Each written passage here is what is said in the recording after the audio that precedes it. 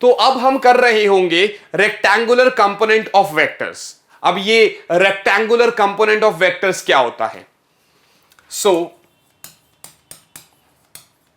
Rectangular component of vectors, rectangular component of vectors. अब ये rectangular component of vectors क्या होता है?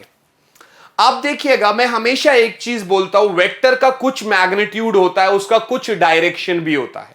वेक्टर का कुछ मैग्नीट्यूड है और कुछ डायरेक्शन भी है। लाइक मैंने बोला कि मैं 20 मीटर ईस्ट की तरफ बैठा हूं, मैं 20 मीटर नॉर्थ की तरफ बैठा हूं, मैं 20 मीटर वेस्ट की तरफ बैठा हूं।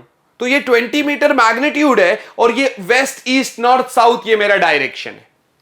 तो आज के बाद फिजिक्स में एक आपके पास देखो एक्स एक्सिस होती है, अगर 3D पढ़े तो एक वाई एक्सिस, एक जेड एक्सिस। बच्चों में थोड़ा सा भ्रम सा होता है कि सर हमेशा एक्स एक्सिस आपकी हॉरिजॉन्टल वाली ही होगी, ऐसा नहीं होता है। आप इसको वाई, इसको एक्स, इसको जेड भी लिख सकते हैं, तो आपकी अपनी मर्जी, हम कन्वेंशन लेकर चल रहे होते हैं। आज के बाद बेटा कभी भी अगर मैं बोलूं एक्स डायरेक्शन बोलूं आज के बाद, तो आप कहेंगे सर मैं आई कैप में चल रहा था, मैंने बताया था। अच्छा, यहां पर समझो ये कैप का क्या सिलसिला है, इसको देखो। तो एक होता है बच्चे यूनिट वेक्टर। जब मैं टाइप्स ऑफ वेक्टर्स कराऊंगा या कराया होगा तो वहां मैंने यूनिट वेक्टर बताया होगा, और अगर नहीं बताया है तो यहां पर देख लीजिए आप लोग, यूनिट वेक्टर। अब ये यूनिट वेक्टर क्या होता है? ये सिर्फ और सिर्फ डायरेक्शन को रिप्रेजेंट करता है। ये सिर्फ और सिर्फ डायरेक्शन को रिप्रेजेंट करने के काम आता है। मतलब इसका मैग्नीट्यूड 1 होता है, इसका मैग्नीट्यूड 1 होता है, और ये सिर्फ डायरेक्शन को रिप्रेजेंट करता है। इसको हम कैसा लिखते हैं? ऐसा टोपी बना देते हैं। इसको क्या बोलते हैं? कैप या फिर हैट, और बहुत सारे नाम है पर अपन लोग कैप से डिनोट करते हैं इसको।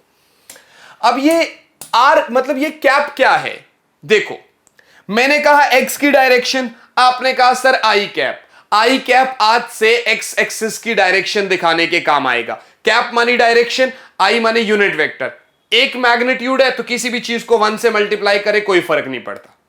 अभी समझाऊंगा इसका क्या मतलब है। वाई को हमेशा डिनोट करेंगे जे कैप से, और जेड को हमेशा डिनोट करेंगे के कैप से। जेड को हमेशा डिनोट करेंगे के कैप से। आप समझिए, सपोज करिए मेरा ये एक रूम है और यहां पर एक पॉइंट है, ओरिजिन किसी भी पॉइंट को मान लेता हूं। तो ऐसा होता है ना, मैं मान लो x से 4 यूनिट दूरी पर हूं, y से 2 यूनिट दूरी पर हूं, मतलब y से 2 यूनिट दूरी पर हूं, x से 4 पर हूं, और z से 3 यूनिट दूरी पर हूं। आपने शायद देखा होगा ऐसा कुछ लिखते हैं 0 0 0 लिखते हैं, x भी 0, y भी 0, z भी 0। और अगर मैं बोलूं कि मैं यहां से x वाली जो मेरी डिस्टेंस है वो 4 यूनिट है, y वाली जो डिस्टेंस है वो 3 यूनिट है, और z वाली जो डिस्टेंस है वो 2 यूनिट है। I hope this is clear. तो अब आप पता है क्या कहोगे? आप कहोगे सर मेरी पोजीशन क्या है, मतलब मान लो कहीं पर भी है, मान लो इस पॉइंट पर मेरी पोजीशन है, उस समय क्या मैं लिखूंगा? 4, अपना y का 3 और फिर z का 2।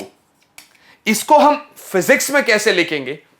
R vector is my position vector which is 4 I cap. I cap से समझ गया, that 4 unit along x axis है आपका, प्लस 3 जे कैप यानी 3 यूनिट अलोंग जेड एक्सिस है, और सॉरी वाई एक्सिस है, वाई एक्सिस, प्लस 2 के कैप यानी 2 यूनिट्स में के एक्सिस, के कैप के अलोंग हूं। कभी भी ऐसा आया आप सीधा सीधा कह देंगे अच्छा मैं ओरिजिन के रिस्पेक्ट में किसी ऐसे पोजीशन पर खड़ा हूं जहां से मेरी एक्स की दूरी इतनी है, वाई की दूरी इतनी है, और जेड की दूरी इतनी है।